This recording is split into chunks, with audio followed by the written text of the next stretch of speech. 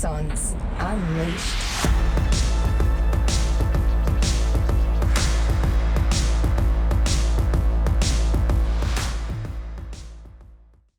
G'day everyone, my name's Robbie. I've joined here with Tamara. I've got Dan. We've got another awesome special guest with us today, the amazing Jace Cosgrove from Your Wealth Corporation. Morning, everybody. Hey guys.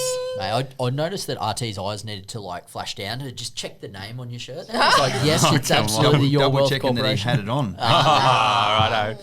Mate, to be fair, like these polo shirts that we wear, you got the idea, like, why not just fucking wear a polo shirt every day? Makes it easy. It's uniform. Actually, we had the boys just upstairs maybe 3 days ago. I think it was Adam and Damo were standing there and they go, thank God we have a uniform because it just saves us from choosing what we wear every day. We're like, we're so grateful for not choosing anything. I'm like, it's the very first thing we did. It's hard enough to get you guys to look like to wear, Shoes. Dan, shoes. Shoes for Dan, let's be board honest. shorts for Dane. I'm like, Jesus Christ. We're down here on the Goldie, and I mean, you're sort of like, you're looking at the beach and the water and the boats, and you're like, do you really want to be wearing shoes? Mate, this is Gold Coast corporate, right? Exactly, Polo like- shirt, shorts. 100%. Shoes That's exactly are right. required though. Yes, you need Shoes, shoes. You need please. shoes. Now, we actually completely off script here, but RT, we did a little special recording last week where we actually spoke in depth, or Tamara actually interviewed us in depth about a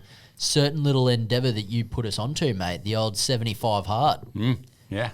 How good? You very. Mate, So I absolutely. told the story to everyone. Yeah, absolutely. So I mean, one of those big things that I suppose we have to say thank you first up, mate, is for putting us onto that, and I suppose putting the challenge out there for some people to sort of take that next level and to be able to go and put themselves through that challenge over a certain period of time. But the insights you actually provided everyone as they were going through there as a 75 hard veteran, let's call it, done it once or twice before yourself, in varying stages, but you certainly had some of those little glimpses of information that you were able to pass on to people as well. Yeah, mate. No, look, it was great. I mean, I did that a couple of years ago, and Robbie asked me about it when he said I'm going to do it, and I said, mate, I'm a better person for having done it, because you start to understand your ability, you can understand, you're capable of so much more. And we've chatted since saying as much as hard as it is and the effect that it has, on your loved ones, because it annoys them, you are better for it for everything that you do, and that makes them better for it. We were seeing such dramatic changes. The first time you really got stuck into 75 hard, I remember you coming in for a meeting and we hadn't seen you for probably a 75 month probably like a month or so, or maybe a bit longer, and just your whole face changed, like the shape of your face had changed. We were seeing such huge physical changes from you, let alone what was going on mentally and all the rest of it that this challenge brings.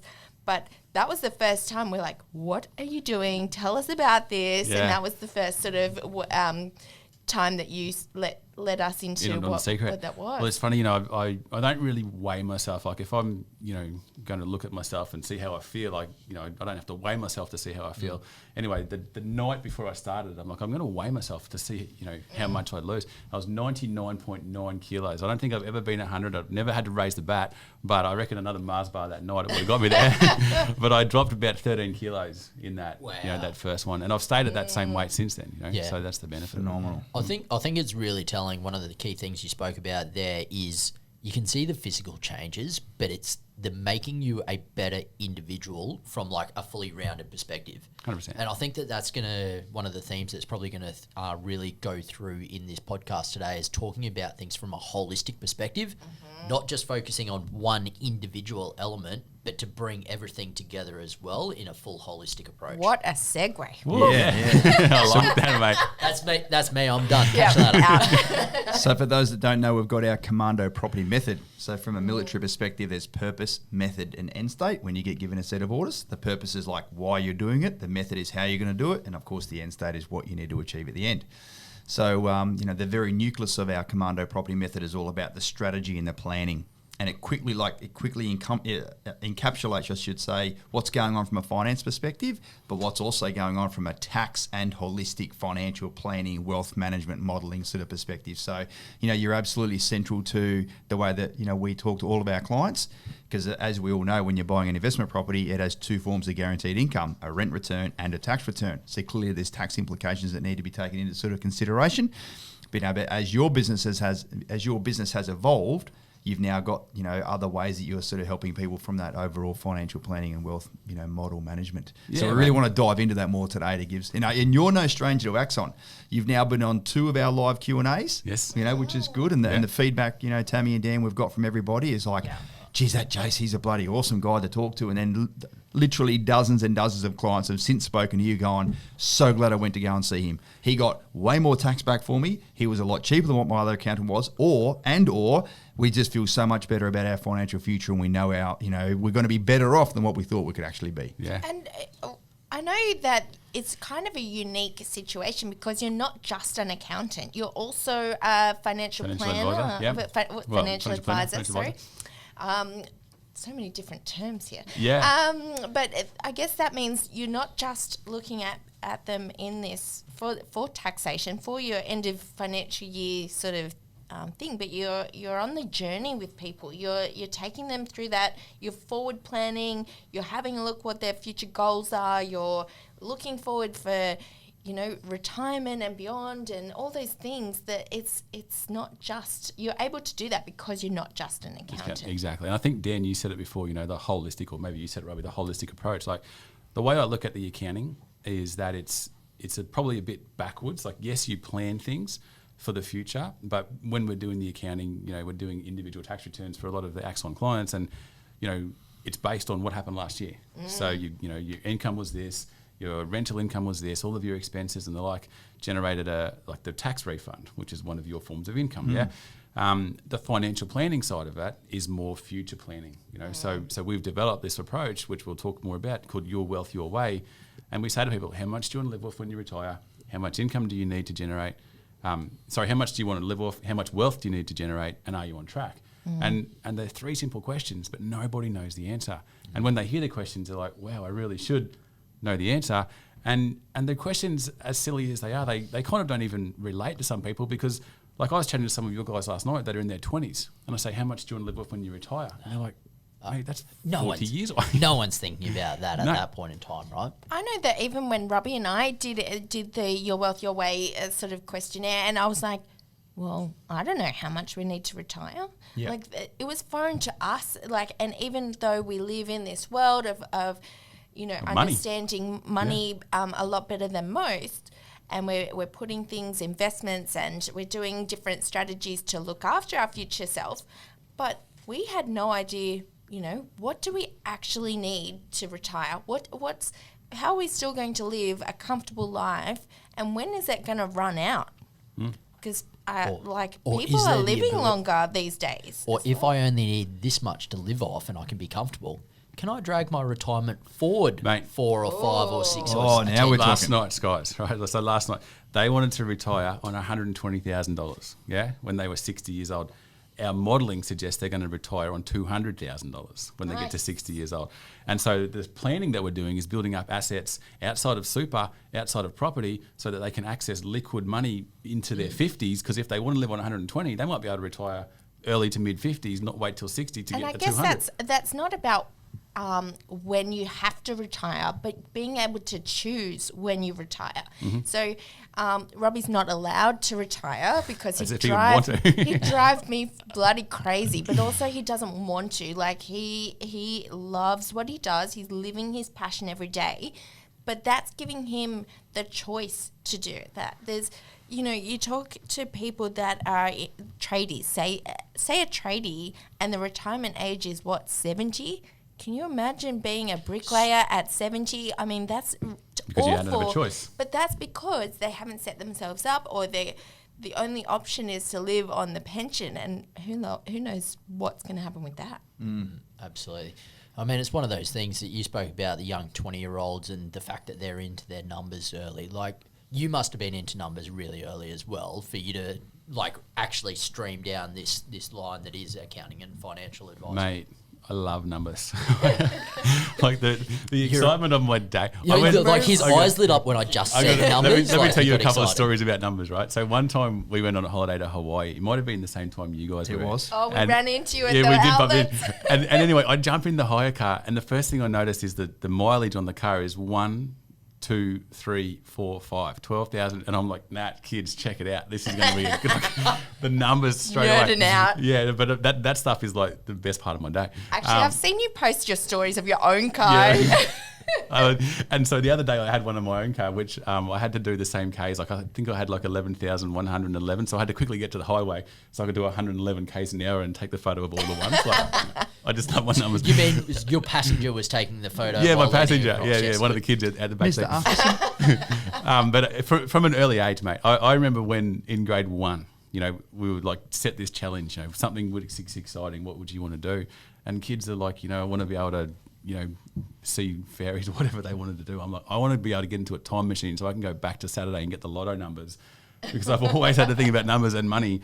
And so I don't hold any, you know, grudges. That's what I'm about, you know, and hey. So you're a boy from the bush, grew up in Toowoomba. Toowoomba all that boy, sort of mate. stuff. Yeah. Live down here on the Gold Coast now with Nat and a couple of beautiful kids. Yeah, Nat, et cetera. 3 kids, mate. Yeah. We live out in Talabudra. Beautiful. We're in the middle of nowhere and we're in the middle of everything all at the same time. So. Great. Tell us the story of how you actually got down off the range. Like, what did the man from Toowoomba do to find his way down onto the beaches? Oh, mate. Right. So I don't even know what this story is, I thought let me tell you. Let me go to a couple of points. Right. So my mum, she would always bring us down the coast. Like she used to have this one saying, "Have car, we'll travel." So maybe every second weekend we would jump in the car and drive down the Gold Coast. We'd spend 2 weeks in September down the Gold Coast on holidays and 2 weeks at Christmas time. So I'd just always got to get me to the Gold Coast. I want to get to the Gold Coast. So one day I'm 21, 22 years old, and I'm laying in bed watching early morning TV, and this ad comes on about wealth creation. So at this time I'm working as an accountant in probably one of the biggest accounting firms in Toowoomba. They had like 6 partners and 100 I was going staff. to say 6 people. I was like, That's half the town, mate. and everyone was like, that sounds like Toowoomba. 6 partners, 100 staff. Anyway, I wasn't really feeling it about being an accountant. I didn't know what I wanted to do, but you know. Anyway, so I see this guy. There's this wealth creation ad on TV, and I'm like, all right, I'm going to go along. I want to see what this is about. So I go along, and there's this guy talking about shares and property and all this sort of thing, and he's really, you know, he's got a great personality and, you know, this real presence about him. And I'm there and I'm in my young 20s, and I drag Natalie along, and everyone else is in their 60s. So there's, you know, this age gap. And I went up to him during the break because he talked about his boat, and I thought, I can talk to him about his boat because I had a jet ski. I grew up water skiing. I love boats. And I've gone, mate, I want to do what you do. And, you know, I need to shout your lunch. You can kick my butt in the right direction. So he's like, yeah, no worries, mate. I'm coming back for another presentation next week. Come back again, and then we'll chat about it. So we chatted about it again, and he goes, here's my card. If you do want to have a chat, give me a call. We'll jump on the back of his boat. He's got this, you know, 60-foot Riviera. And so I'm like, all right, now I'm definitely doing this. So I ring him the next day. I'm like, hey, Rick, you know, you mentioned last night. You know, he goes, I didn't know how serious you are. I'm like, mate, I'm serious. So he offered me a position. He had this business in Brisbane, which was, you know, this holistic financial planning. There was a property guy there was a shares guy there was an accountant there. And he goes, I see, this is in the early 2000s, I see self-managed super being, you know, a growing industry. That's what you told me you liked about your job. Why don't you come down to Brisbane and set up your own business? And I was hoping he was going to give me a job so I could be influenced by him. He offered me a business, and he goes, all these businesses in here, I own half of, you own half of, and we've got, you know, this collection. And so that got me down to Brisbane. And then that business got sold to a public company based out of Surfers Paradise. And so as soon as that happened, I'm like, right, I'm taking this chance to get myself based out of the head office. And that was all well and good. It sounds like a great story. In 2008, let me finish this story. Yeah. So Natalie and I, we go and buy our first home, right? So on the 4th of July, 2008, we move in to the first home. We get, Natalie does a pregnancy test. And she comes out, she goes, Jace, I just found out we're pregnant with our second child. I'm like, wow, like this is the bloody first thing that's happened in the new toilet of the new home. We find out she's pregnant. So I get a phone call later that day from the boys at work going, Jace, don't come back to work Monday. This is Friday. I'm like, what? And they go, we just had the liquidators in. Place is being shut down. And I'm like, no, hang on, like you guys are kidding, right? And they go, mate. And I knew it was bad because the share price was just going down. I'm like, you serious? like, you go, mate, all the staff were just pulled in together, basically said, any entitlements you've got will be met, but don't come back Monday. So I turn around and look at Nat, and she's putting cups away in the kitchen. Never been happier. Our first home, little 3-bedroom house in Burleigh. And with the pregnancy test on the table. And she's got a mum there, and they're all doing this, and I'm just like, how do I burst this bubble? So that was 3 big things on the 4th of July 2008. But, maybe for another day, that story ended pretty well. But that's what got me to the Gold Coast, mate. You asked the question. Shit, I'm glad you asked. Sometimes it is those times, though, that you think it's pretty shitty at the time, but then you look back at those things that happened and you go, wow, I'm glad that happened. Do you know what? I've never shared the next part. Let's do it. Yeah. Oh, let's go. Right. Are we going there? So, yeah, we're going to have to. So enough time has passed. So I turned to Nat and I said, Nat, this is what's just happened. I said, don't worry about it. I'll fix it. I got some ideas. We're good. I didn't have any ideas. I went in the car, I drove around and rang all my rich mates. I said, I need a job. Do you have anything I can start at Monday? And none of them did. So I went to work Monday. Didn't know if the doors were going to be locked like they said. And there's one guy there, one remaining director. And I said, mate, I don't know what to do. Like I had built up my self-managed super fund business and it got sold. I had $1 million worth of shares in this company, which just gone that weekend, nothing left. So I thought I was king of the world at 28. I'm doing really well. Got my house, got my shares, got all, kids, wife, happy days. So I go to work and this guy's there. I'm like, mate, and I'm working as a stockbroker. So this is in the middle of the financial crisis. So the shares are worth nothing. The strategies that we use don't work because we don't want to sell shares in this downward spiraling market. I'm like, mate, what am I going to do? And he goes, mate, just take all those clients back. I'm like, I can't take all the clients back. They were sold into the public company. And he goes, well, those clients are going to be just going out and finding their own accountants now. You're going to need someone. They're not going to be sold. This is going to take a long time. This is going to filter off into nothing. Whilst we're having this chat, this courier knocks on the door and says, mate, I've got all these boxes. What do you want done with them? And this other guy goes, put him in his car. I'm like, what are the boxes? He goes, that's all the super funds that just come back from files. Sydney. Yeah. So I've driven home. I had a Jeep at the time. So I literally could not have fit another piece of paper. I filled it up, back seats down, front seats are covered in boxes. I drove home to Nat. I said, Nat, I need you to leave. I need you to go to Toowoomba for your mum's house for 2 weeks. I'm going to get on the phone. So I jumped on the phone from 8 a.m. to about 10 at night. And I rang every single client that I'd had that got sold into this other company that had been with this other guy for a year. And they were all like, thank God you're back. Luckily that other guy was a jerk and, and I was a good guy. We'll talk about that again in a minute. Yeah. And so they're like, thank God you're back. So, and what I said to people was, I just want to charge a monthly fee. And I had an amount of money that I wanted to earn. In my mind, I'm like, I'd like to earn $10,000 a month, 120 grand a year. I can work from home doing this, support the kids. This is going to be great. And I got that. Beautiful. And the timing, I started charging clients monthly in July for the year ahead, but we also had to do the last year's work. So the end of the financial year had just ticked over and none of those clients had been charged, none of those clients had done anything. So I all of a sudden smashing out this work and I'm getting 10 grand a month coming in as a monthly fee and I'm doing all the work monthly for these guys. And then I'm getting, the 1,200, the 1,500, 2 grand. So all of a sudden I've gone from, having, so the day that the whole bad news happened, I rang up the real estate agent and said, mate, you said there was a couple of other people. I might need you to sell this house for me. Like literally the day we moved in, I rang you back to say, I might need you to resell my house. He goes, oh, there was no other people, mate. I just made that shit up.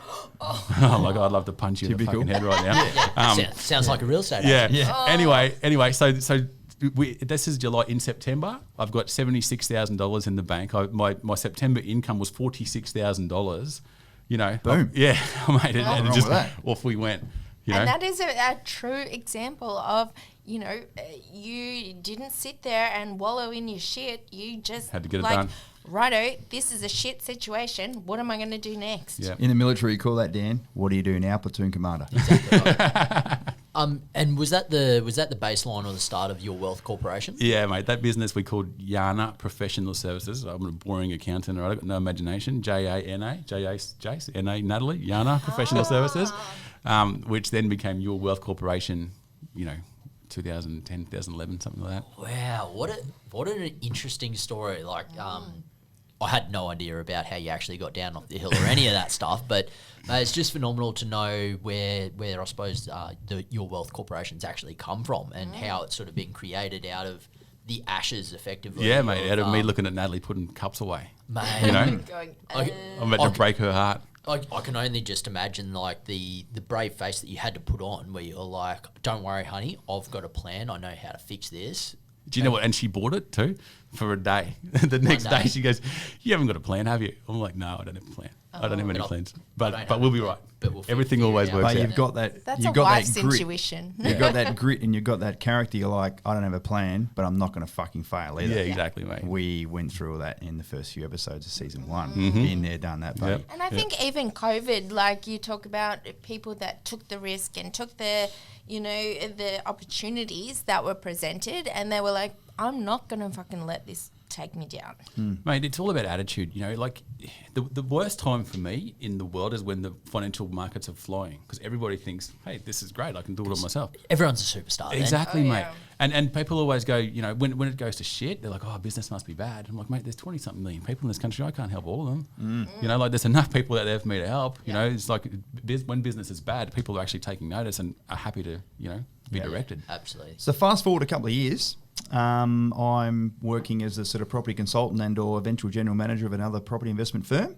And then, that's how we sort of crossed paths back in the day, wasn't it? Yeah, what was mate. that, 2013, 14, 15? Pretty close. 14, 15 Yeah, ish? I would say that would be the number. Yeah. So, it was a good, you and I got on well, Real well. pretty much straight away. Yeah, mate. I mean, I think the second time I met you, I had dinner at your kitchen table with Tammy. Then we went back and did a webinar. And Oh, there you go. Right. Bloody, Shit. there you go.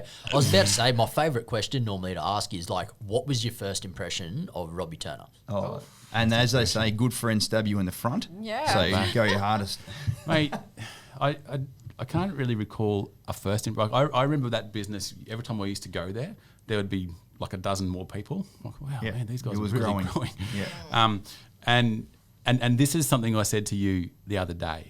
So I'm not even going to answer first impressions. I'm going to mention current impressions. Like you guys inspire the hell out of me. What you're doing. You've built a world-class team, you deliver a world-class service, and you inspire me to be better. And that's why I say, I'm a better person for having you guys in my life. So I don't care about first impressions. I care about, it's that whole thing, mate. The 5 people that you have closest to you is how you're going to be because of the impression and the influence they provide upon you. Yeah, absolutely. So- and you pick up on all of their traits as well, as those 100%. other people say. That is so true. We employ high performance teams and we use high performance, suppliers. And you're so right. The people you surround yourself, if you're not around high performers, you soon realise you're not around high performers. 100%. So from my perspective, when I was working with another firm, there was another CEO and ops manager, lead accountant, sort of thing, from a large financial planning and accountancy firm in Brisbane, came to our office, and then we sort of started having a bit of a chat with them. And then the CEO of the other business was like, all right, these are going to be the new accountants we're going to refer our clients to. I'm like, fuck, what about Jace? But anyway, I'm like, yep, yes sir, no dramas. If you want to change the direction of the business, then I'm working in your business and I'll follow in behind there, loyalty, and away we go. So I had to ring you. I'm like, hey mate, by the way, all of the clients now that we're using, they're going to be going to another firm. Is this and, another breakup story? Well, it's leading into another big Tammy. It's about to be another story, yeah. So yeah, I guess it was one of those things where I had to sort of say, look, if the business is now using that other firm, then I've got to sort of do that myself. So from a personal perspective, I had to ring up and go, I'm now going to switch across to this new accountancy firm because if I'm now one of the lead coaches in that property firm, I'll be like, hey, Gotta walk the talk, like mate. I do now, go speak to my client, these guys over here. Go speak to my accountant, my financial planner. So yeah, it was almost like I had to sort of sack you there and go, look, I'm for the best intentions and the best reasons. Fast forward a couple of years when our circumstances changed and then we no longer kept using them anymore. I had to ring you up and go, hey buddy, are we still good? It sounds Is a it lot okay? like episode 4 of season 1 when you sacked me you, and Tam. begged And me you bring me back. back. Yep. He's got history here, hasn't he? Yeah, so that was number 2. Who's 3? Do a good dance like dance. I'm like, I haven't been sacked yet. No, But at least you might get a phone call back, mate. Yeah, exactly. Get us Yeah, back it's in. Yeah, like- look, I just know the power of if you are using an amazing supplier and you've sifted through everyone else in the business and it just makes a no-brainer. That's a concept we have in the business, the skin in the game. Deb is my mortgage broker. You are my accountant. Shay and the Ramsden crew do all of our higher level legal stuff. And in fact, we bought our own home through them as well.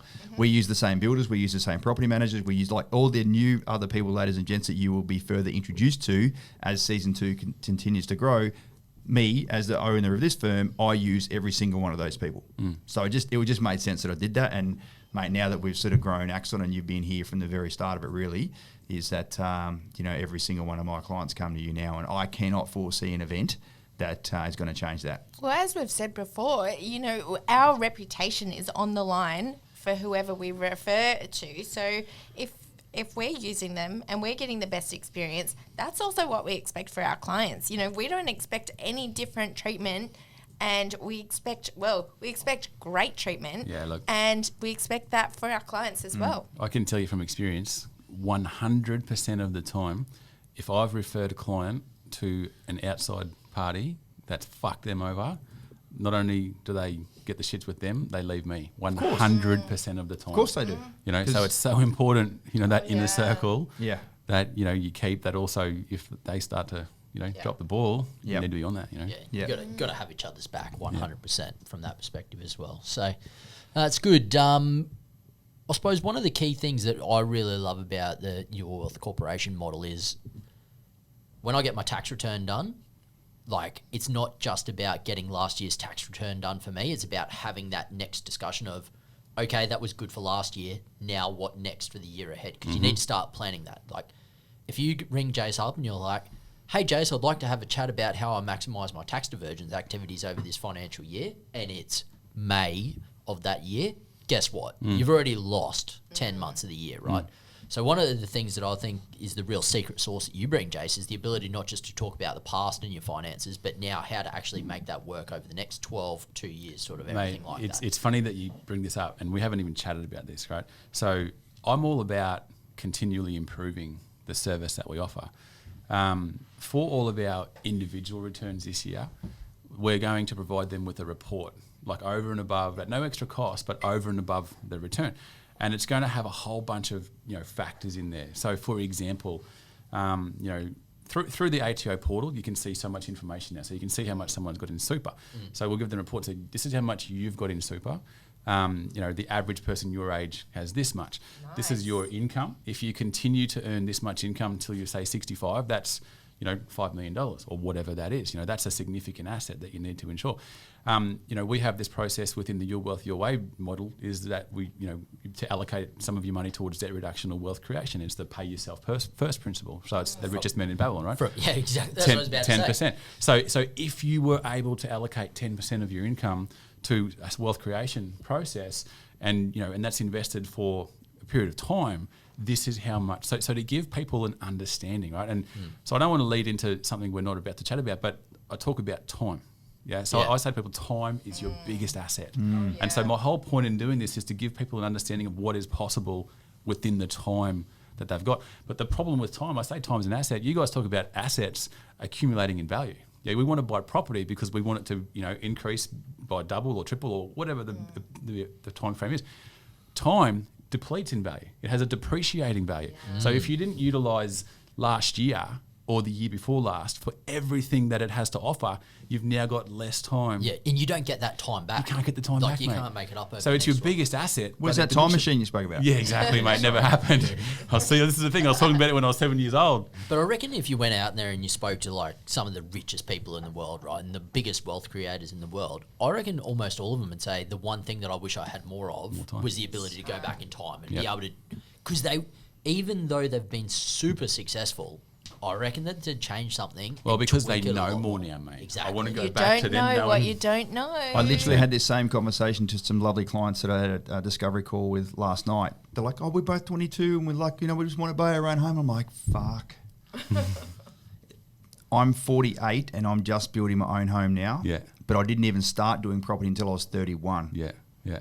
And I bought shit properties when I first started because I didn't have a coach, I didn't have a mentor, I didn't have a plan, I didn't have all the things you're now going to get. And you're a little bit ignorant and arrogant at the time, And he some thought you knew it all, mate. you thought you knew everything. Did you even know him then, Tammy? Then No, he didn't. So, but I was pleading with them. I was like, I'm so fucking happy for you that you are 22 years old. Yeah. You guys have got 90 grand in the bank, double income, no kids, and you want to go and build a portfolio based off what you were taught by us. I said, you have no fucking idea how well off you are going to be by the time you get to my age. Yeah. You can build a fucking McMansion if you want. Yeah. And they're like, oh, that sounds good. I'm like, oh, I wish I could, because I'm 25 years Ahead. older than Yeah, you. yeah. I was once 22 as well. Yeah. I'm glad you didn't know me back then, by the way. But yeah, so it was really good. We talk to all of our clients. I fucking get goosebumps now talking about it. That the power of time is so powerful. But see, then you show them from a graphical perspective, don't you? Yeah, but this is my whole point to say, how much do you want to live with when you retire? There's no fucking relevance to you when you're 22 years old. No. But the point is, it's 28 years away. Yeah. So let's use the 28 years. And the whole point about this is it's the benefit of compounding. Yeah. So if you do it for the full 28, that's great. If you start in year 2, you don't miss out on year 1. You miss out on year 28. So if you had, say, $2 million at year 28 and you were always going up by, I'll say 10% because it's a round number, it goes from 2 million to 2,200,000. So it's 200,000. If that was involving you putting $1,000 a month away, you don't miss out on the $12,000. You miss out on $100,000, and that's the benefit of the time. That should be a real light bulb moment for some people, because it's not about what you miss out on in the last year; it's what you miss out on by not having the extra year. Your future self. Your future self. You do the example of a 1 cent piece doubling for 30 days. It goes from 1, 2 to 4, 8 to $5 million to $10 million. You don't miss out on 1 to 2 cents by starting a day later. You miss out on $5 to $10 million by starting 1 day later. That's the value of time. I love this shit. This is what all of us are just on. If you guys are listening and watching this, just please, and you say this so very well all the time, Dan, we don't care what you do. So Tam and I got a self-managed super fund. We've got shares inside that super fund. We've got a property portfolio. We've got our own home. We've got a fair smattering of assets. So we've dabbled in all that different stuff. And I'm not saying you need to follow that same direction, but just fucking do something. Yeah. If you've just got money sitting in the bank and you're just in the grind, or you're just in the bloody, the spinny wheel of life, the rat race, as Robert Kiyosaki just talks about it, just get out of that as much as you possibly can and put a plan in place. Mate, let me tell you how to do something, all right? So this is the your segue. This is the your wealth, your way process, all right? So how much do you want to live with, or how much do you need? Are you on track? So we say time is your biggest asset, but the problem with time is it has a diminishing value. How do you utilize the value of time? From our point of view, we keep it simple. There's 2 different angles you need to take. One, the ordinary done consistently produces extraordinary results. Get in control of your super. Make sure it's invested properly. Make sure your debt's structured properly. Make sure you're utilizing all of the strategies. There's lots of gold in the strategies. Don't spend all of your money. Be appropriately insured, right? That's just the ordinary done consistently. So just do all the little right things for all of the time. The other side of it is we want you to be an active participant in your financial life. So we want to understand what the end game looks like that ticks your boxes. So if you want to live off $120,000 a year, what's it going to take? Once we know what the end game looks like, we know the actions that you need to take. So now we've set a plan to build those actions, and we build those actions around habits, automation, discipline, consistency, and intent. And the whole point of it, what I do is I want to make sure that people are better off for knowing me, and the way that we do that is to increase the trajectory that we're on. So we can say to you, based on what you're doing, you're heading out here, okay? But we've now made some changes, and you're heading this way. His arm just went up over his head. Yeah, sorry guys, my arm. We're not on TV, are we? So we go from from your arm going from say 9 o'clock to 10 o'clock to 9 o'clock to 11 o'clock to increase that trajectory, and that's the benefit of and the further out it goes, the bigger it is, because that's the time. Divergent lines. Yeah. And quite often people... Look how excited you get. I love this. I absolutely love when we're interviewing people and they're absolutely, you can see just from the way you are that you live your passion. Man. You are loving what you do. You are so bloody passionate about helping people and helping their future self, their financials, getting them on the right track to live their best future life. Yeah, I mean, look, you can. I always say to people, you've only just met me, and I can say anything, but once you get to know me, you do know what I'm about. You know, like I genuinely want, like there's that much abundance in this world. You know, I want everyone to win because everyone can win. You know what I mean? You don't have to, I don't need to steal something from Dan or Robbie to benefit me. Yeah. We can have it all. We can all have it all. As Gary Vaynerchuk says, if you want to build the biggest building in town, you got two choices. You can tear everyone else's building down, or build the biggest building in town. Like it's fucking, we want everyone to win as well. Mate, yeah. It's so true. And we even talk about that, about our competitors, our people doing the same thing. Like, we love catching up with people like that and sharing knowledge. And, you know, there is so much, as you said, there's so many people there. There's so many people that you can help. And not everyone is going to be attracted to Robbie or Dan or Dane. Like, there's different people that are going to be connected to other business models, other people, and that's totally fine because there's so many people to go around. And the same with you, you know, you're living this life where you're just going to help the people that want to be helped. Yeah. Exactly. What's your little filter? Yeah, if someone's not going to be better off by knowing you. No, I want to make sure that everyone's. I just want to make sure, mate, people are better off for, you know, for my coming into their life. You know, in whatever way it is. I mean, obviously, in my work life, it's all about money. You know, so and I've got lots of clients, and I want to make sure that I'm very authentic. Okay, so I've got some clients that are mates that are extremely wealthy, and I'll say to them like, mate, like you're beyond me.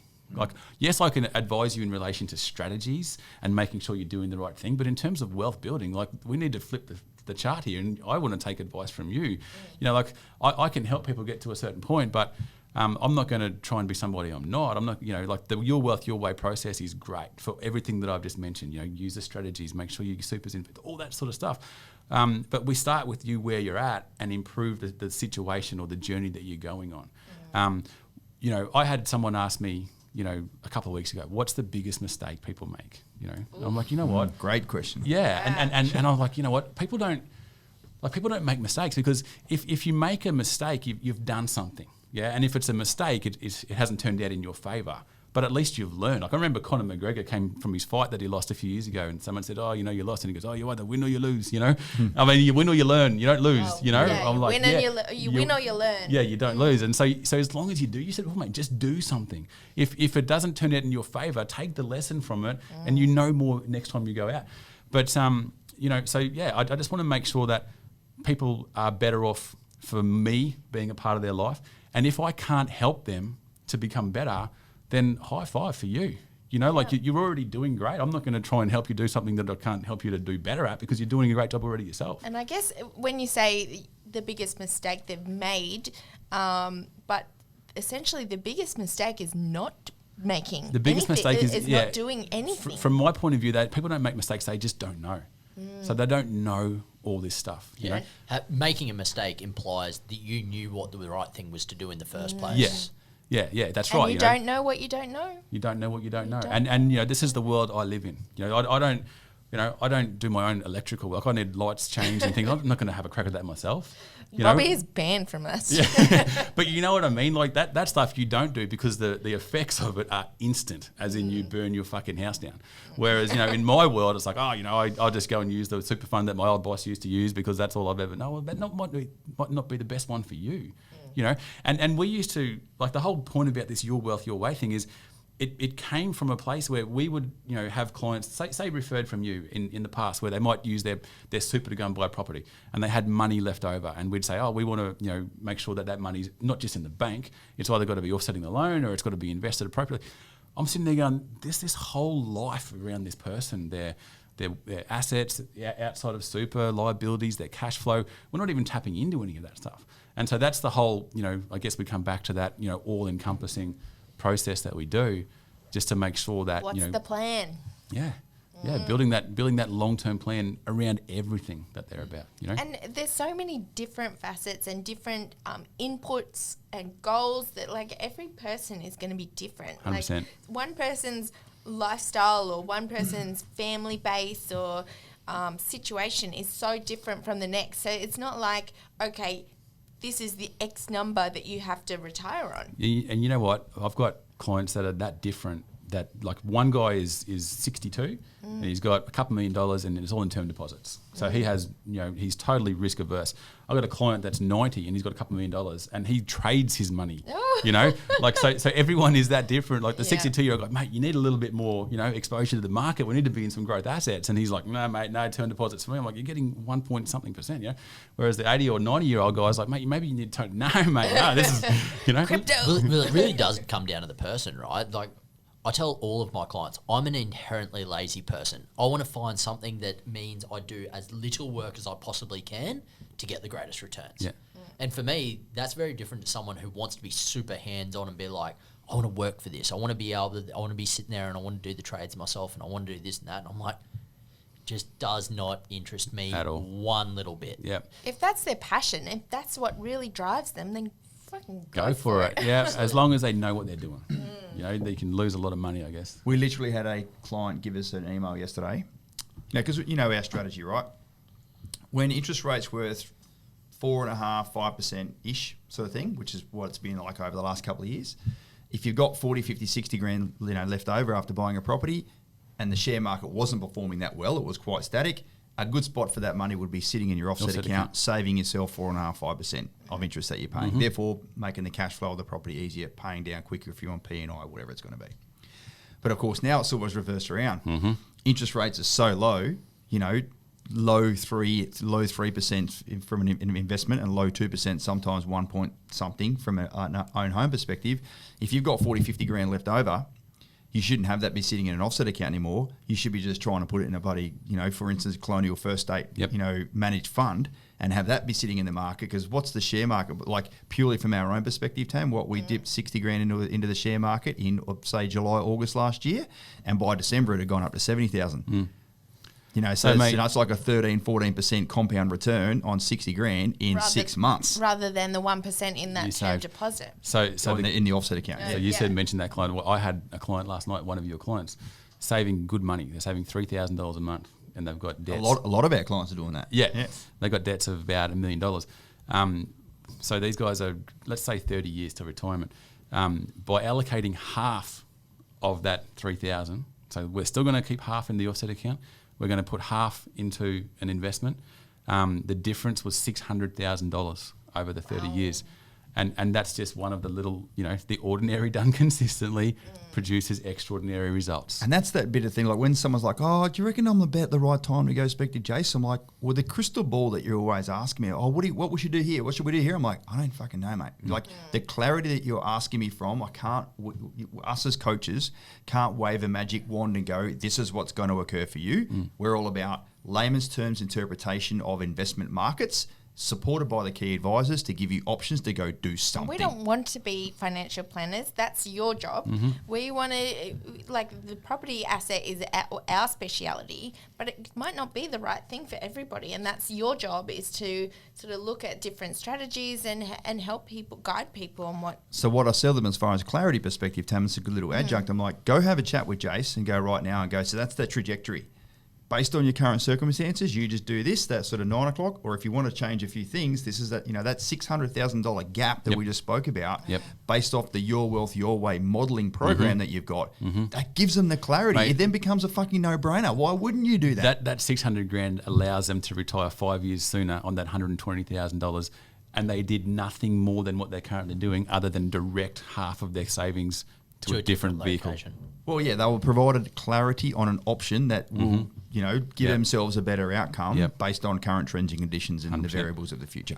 So yeah, it's fucking gold, mate. Like I'm so happy that you've got that sort of software modelling program underway. Yeah. So let's just talk about that quickly. Like no one else has got that in it. Like, let's tell the story quickly about you and Mark and what you were trying to achieve as far as coming up with a spreadsheet, which is, underpinned by all those amazing values it gives you that. Yeah, modelling. Mate, look, I guess it comes back to what I was saying before, where I felt like we were doing half a job. Where we would say to people, make sure your super's invested properly. And I feel like, and I keep my head in the sand in relation to other financial advisors. I'm not interested in what they're doing. I'm only focused on my own backyard. I've got building that tallest building. Yeah. And so I'm like, all right, if we're doing half a job, how can I justify charging people to do half a job, when I know that there's more to be done. If I genuinely do want to be able to help people put them in a better position, I've got to fucking help them put them in a better position all the way. And so it just became, how do we do this? And it's evolving and evolving. And, we were having a text message the other day and I was like, mate, I'm, because you said I have got a client that's preaching, the process that we just went through. Yep. And I'm like, that's so great. But I never, and I'm like you, I've heard you say this before, I never stopped thinking about this. Like this was a Saturday and I had spent all Saturday, literally all Saturday thinking about, what about this, what about that? Like I go into work this morning and I quickly wanted to go to work because I was going to come here. Like, no, I want to go to work and talk to the guys. So I've gone into work, like, guys, quick, boardroom right now, I've got 15 minutes. I'm like, I need to change this, I need to do this, we need to make this better. That didn't work, like it's always improving. And so it just built on, and I thought it would take me a few months, mate. It's been like 5 years. But now I've come to the realization if I'm going to continue on in this industry, it will never stop improving. I will never stop making this better. And it will never be perfect as well. With all of those things, projects, you have to just take the courage to jump, to get it going. And I bet as soon as you launch that, and got it in the market, got it people using it, then you start realizing, okay, we need to tweak this. Okay. We need to tweak this. Right. So you've just reminded me of something else, right? So this is one of the biggest things. I love watching you like this is one of the biggest things that happen. So I used to say to people, how much do you want to live off when you retire? And they're like, I don't know. Everyone. I have no idea. Like I knew you'd say included. That. Yeah. There's this group called ASFA, the Association of Super Funds of Australia, that suggests 60. So this is a conversation I'm having with some friends of mine. $62,000 is a comfortable level of comfortable level of income in retirement. The wife looked at the husband and said, "You better work your fucking ass off, mate, because there's no way no one I can live on $62,000 when we retire." Now, I'd already in my mind done the numbers, right? So these guys earned $130,000 between them. They had their own business, $65,000 each. Tax on that's $25,000, so they're down to $105,000. They've got a home loan which they're paying $3,000 a month, so that's $36,000. Let's say it's $35,000 to round it down to $70,000. They've got a car loan, which is $1,000 a month. So they're down from 70 down to 58. They've got 2 kids that go to my kids' school. So that's 10 grand a year. Plus, like these guys are living on 40 grand. Once you take out the home loan, the car loan, the kids, all these expenses that they won't have in retirement, 62,000 is a fucking pay rise. Yep. You know what I mean? Like, so people, this is the clarity we want to give people. Sorry, mate, I'm speaking. This is the clarity we want to give people, that we can, let's not say how much, like we need to get rid of the tax, because once you've structured yourself properly in retirement, you won't be paying tax. We want to make sure that you're retired in your own home debt free, so you won't have a home loan. Hopefully the kids aren't going to be, a financial burden on you as much as they are. Now, you want to spoil them, but they're not going to cost you 15 grand a year. The grandkids come into it then. The grandkids, mate. But let's get rid of all the expenses. But then it's giving you choices. That's right. Though. Just about to say that. You're setting yourself up to have choices. So, sure, you don't have your home loan, you don't have your car loan, you don't have the kids at school.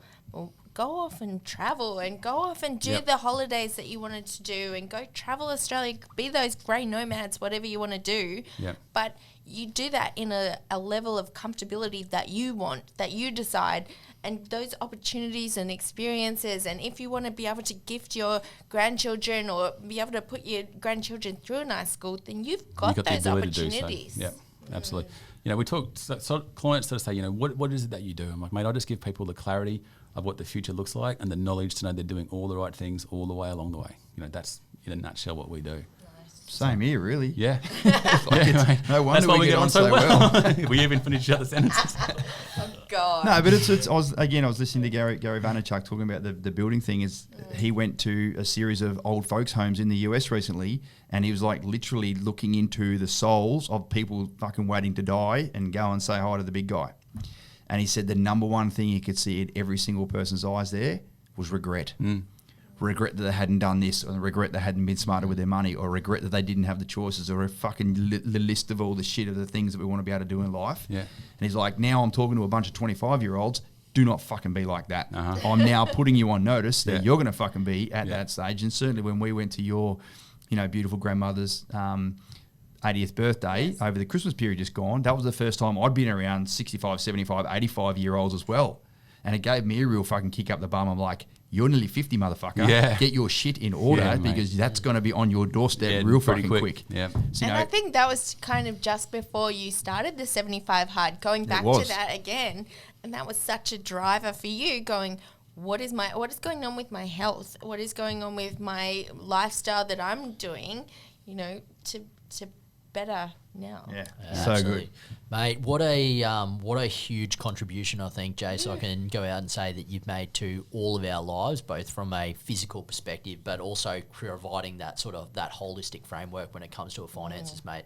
I know there's loads of our clients that owe you a huge debt of gratitude as well when you've taken them through that process, mate. So a quick shout out and a quick thank you for that. And also, I think it's almost guaranteed you're coming back again for another podcast episode. Yeah, there's heaps more stuff. I think As, So much, we mate. might need to do a bonus one for tax time. Yeah, Yeah, we let's certainly do it, will. yeah. We certainly will. But I mean, you know, as the market evolves and as there's changing circumstances and moving money into different sort of markets for different purposes, why wouldn't we want to keep everyone informed as far as that goes? So certainly, ladies and gents, if you've had an opportunity to be really wowed by what Jace has gone through today, leave some comments, give us a bloody awesome review. But please do yourself a favour in the name of mateship and do the righty. Pass this on to anyone else that you know. Absolutely. Mate, No, thanks for joining us. That My was a pleasure, bloody guys. ripper Honour. episode. Great Well stuff. done. Thanks, Jace. See you, mate. See you guys. Bye. Bye.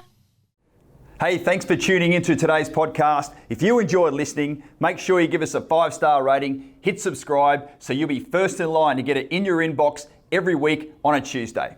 Whilst you're at it, open up your favourite social media app, be that Facebook, Instagram, LinkedIn and YouTube, and connect with Axon Property Group. This is where you'll see us every day sharing the secrets of creating multi-million-dollar property portfolios and performing to the highest levels of your life. You'll get exclusive behind-the-scenes access to what it really takes to build a life that you love. You'll also discover how to secure your financial future as an ADF member or veteran, and I assure you your future self will love you for it. Thanks again for listening, and that's a wrap.